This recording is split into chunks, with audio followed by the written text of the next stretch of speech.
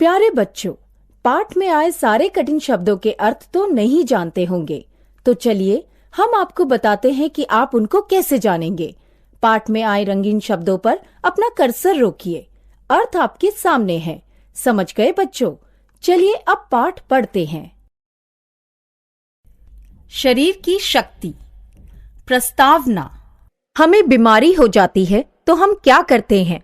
अगर तेज बुखार हो या बार बार उल्टी या दस्त हो तो हम डॉक्टर के पास जाते हैं। अगर बुखार कम ना किया जाए या उल्टी दस्त को रोका ना जाए तो रोगी की हालत बिगड़ सकती है। अगर सिर दर्द हो या थकान हो या पेट में दर्द हो तो हम क्या करते हैं? माँ या दादी से कहते हैं। माँ सिर दर्द के लिए बाम मलती है या पेट दर्द के लिए चूर्ण देती है। इसी से दर्द दूर हो जाता है।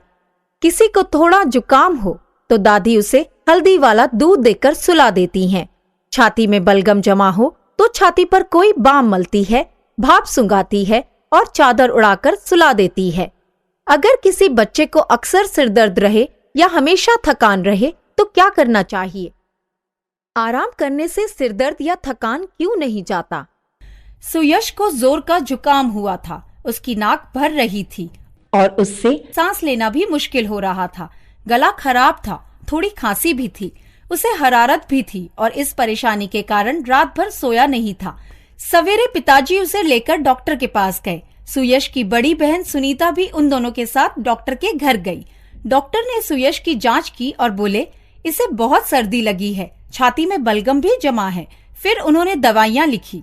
पिताजी ने पूछा, रात भर सोया नहीं, कूकू करता रहा, करवटें बदलता रहा, उसके लिए कुछ करना चाहिए ना?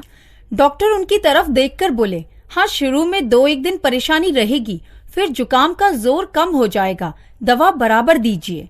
अचानक सुनीता बीच में बोल पड़ी, डॉक्टर अंकल, आप सुयश को सुई दे दीजिए ना, यह बिल्कुल नहीं रोएगा। सुनीता की बात सुनकर डॉक्टर चौंके। फिर जिज्ञासा से पूछा, क्यों बेटा, सुई क्यों चाहिए? सुनीता बोली, सुई देंगे तो जल्दी ठीक हो जाएगा ना, इसलिए। डॉक्टर हंसकर बोले, बेटा ये जुकाम है, जाते जाते ही जाएगा। सुई लगाओ तो 1 हफ्ते में जाएगा, सुई ना लगाओ या दवा ना करो तो 7 दिन में जाएगा। पिताजी सुयश को लेकर चले। सुनीता भी उनके साथ घर चली। डॉक्टर ने अंत में जो कहा वे पहेली की तरह उसके मन में घूम रहा था। घर पहुंचकर उसने डॉक्टर की बात का अर्थ पूछा तो पिताजी हंसकर बोले, 1 हफ्ते में 7 दिन है ना, इसका मतलब यह है कि दवा करो या ना करो, जुकाम 7 दिन में चला जाएगा। यह भी मतलब है कि ज्यादा दवा खाकर तुम जुकाम को 1 दिन में खत्म नहीं कर सकते। सुनीता को अपने कानों पर विश्वास ही नहीं हुआ। क्या दवा ना करने पर भी हम ठीक हो जाते हैं? उसने पूछा। हाँ, क्योंकि हमारा शरीर जुकाम से लड़ता है। तुम जानते हो कि जुकाम वायरस से होता है। एकाध वायरस आते हैं तो खून की सफेद कोशिकाएं उन्हें खा जाती हैं। जब ज्यादा वायरस आ जाएं तो शरीर ज्यादा सफेद कोशिकाएं बनाता है जिससे वे सारे वायरसों को खत्म कर दे।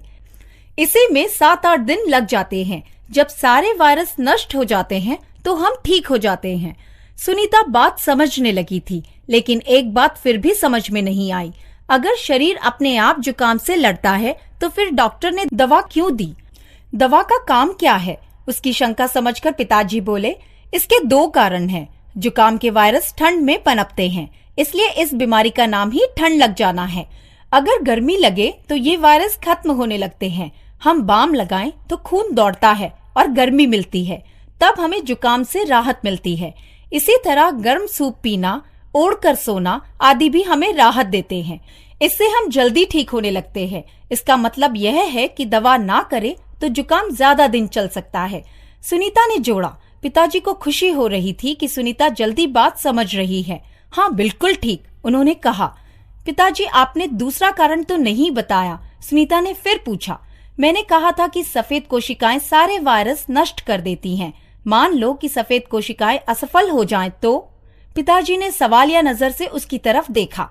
सुनीता वैसे बहुत होशियार है, कंप्यूटर खेल खेलती है और यह जानती है कि दुश्मन का सफाया ना करो तो गेम खत्म हो जाता है। लेकिन जुकाम कोई कंप्यूटर गेम तो नहीं है। यहाँ दुश्मन का सफाया ना हो तो क्या होगा? पिताजी उसके मन की बात समझकर बोले, यहाँ भी गेम खत्म हो जाता है। कई तरह के फ्लू में आदमी मर भी जाता है। खेल खत्म।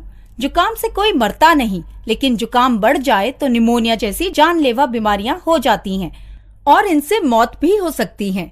इसलिए हम दवा लेते हैं जिससे कि जुकाम बढ़े नहीं। हमारा शरीर किसी राज्य के किले की तरह सुरक्षित है। इसके अंदर दुश्मन का प्रवेश मुश्किल है। मान लो कि कुछ वायरस किले के भीतर प्रवेश कर गए तो श्वेत रक्त कण सैनिकों की तरह उनका सफाया करने के लिए हर पल तैयार रहते हैं। राज्य तभी हारता है जब बहुत सारे दुश्मन देश के अंदर आ जाएं और सैनिक उन सब का मुकाबला ना कर सके। इसी तरह ज्यादा वायरस हो जाएं तो शरीर रूपी देश हार जाता है। हमारा शरीर यह काम कैसे करता है, इसके 2 उदाहरण देखें। कभी उंगली चाकू या ब्लेड से कट जाए या शरीर में खरोच आ जाए तो वायरस के लिए शरीर के अंदर प्रवेश करने का रास्ता बन गया।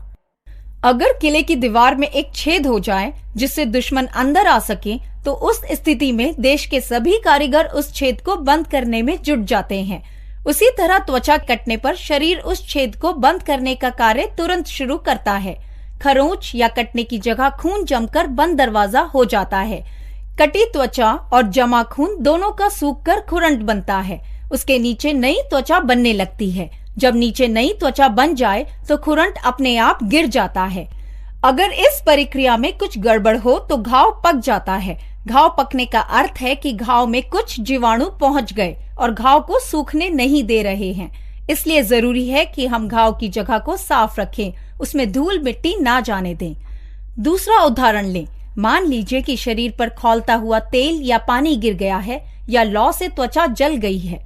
दोनों स्थितियों में त्वचा की कोशिकाएं मर जाती हैं।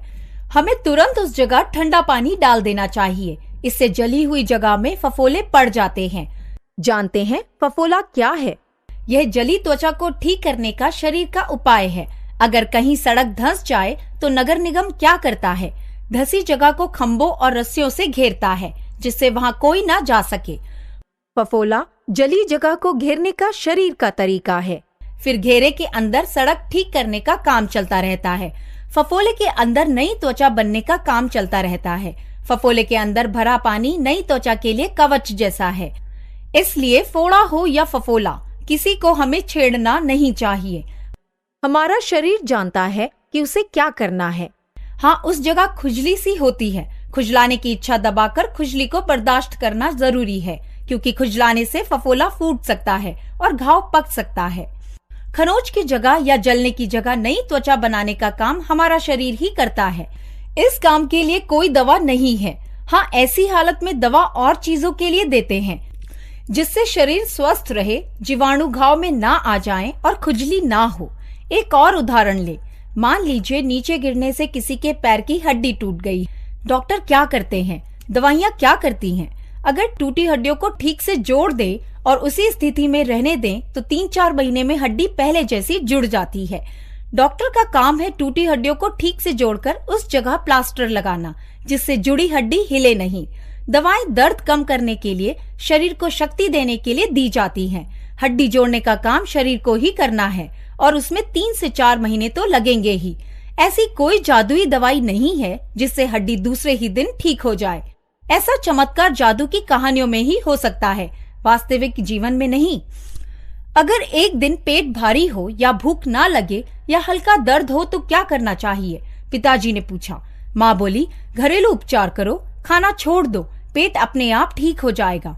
फिर थोड़ा सोचकर बोली, लेकिन सिर दर्द या पेट दर्द लंबे समय तक चले तो डॉक्टर के पास जरूर जाना चाहिए। सुनीता बोली, हाँ मैं जानती हूँ, मेरी कक्षा में एक लड़की है सुमी, उसके भाई को अक्सर सिर दर्द रहता था। डॉक्टर के पास गए तो पता चला कि उसकी आंखें कमजोर हैं। अब वह चश्मा पहनता है और ठीक से देख सकता है। अब उसे सिरदर्द बिल्कुल नहीं होता। हाँ, इसका मतलब यह है कि सिरदर्द अपने में कोई बीमारी नहीं है। ज्यादा सिरदर्द रहे तो पता लगाना चाहिए कि यह किस कारण हो रहा है। अक्सर धूप या थकान से भी सिरदर्द होता है। थोड़ी देर आराम कर लें तो दर्द दूर हो जाता है। सुनीता ने पूछा, फिर कभी डॉक्टर के पास जाने की जरूरत ही नहीं है? पिताजी बोले, यह तो नहीं कह रहा हूँ, लेकिन हर छोटी छोटी बात के लिए डॉक्टर के पास दौड़कर जाना नहीं चाहिए। हाँ, यह बात जरूर है, ठीक से खाना खाएं, सफाई का ख्याल रखें और नियमित रूप से व्यायाम करें तो हमें डॉक्टर के पास जाने की जरूरत कम होती है और सावधानी बरतें तो हम कई परेशानियों से बच सकते हैं।